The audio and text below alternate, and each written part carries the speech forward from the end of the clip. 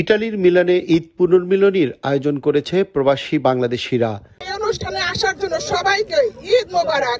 আমাদের সাথে সহযোগিতা করার জন্য, আমাদের অনুষ্ঠান সুন্দরভাবে সফলভাবে করার জন্য, হেল্প করার জন্য অনেক ধন্যবাদ।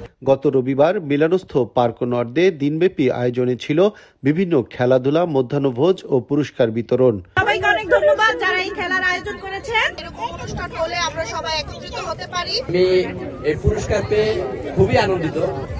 এবারের ঈদ প্রোগ্রামে আমরা অনেক আনন্দ করেছি। যারা আয়োজন করেছে তাদের অসংখ্য ধন্যবাদ।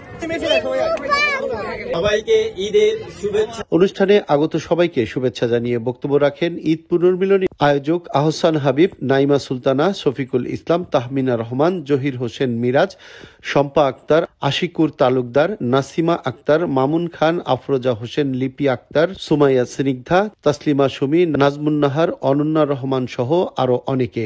আমাদের যে কৃষ্টি কালচার আমরা এই নতুন প্রজন্মের কাছে ধরে রাখার জন্য এবং তাদেরকে শিক্ষা দেওয়ার জন্য আজকের এই অনুষ্ঠানের আয়োজন করা হয়েছে। এই আয়োজনে অংশ নিতে পেরে খুশি সবাই।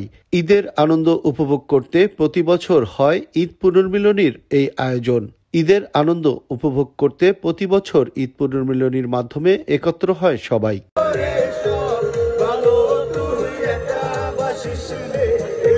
বিভিন্ন খেলাধুলায় বিজয়ীরা পুরস্কার পেয়ে হয় আবেগ আপ্লুত। এমন আয়োজনে অংশগ্রহণ করতে পেরে আয়োজকদের ধন্যবাদ জানান অংশগ্রহণকারীরা।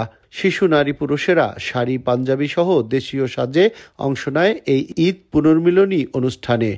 শেষে করা হয় পুরস্কার বিতরণ।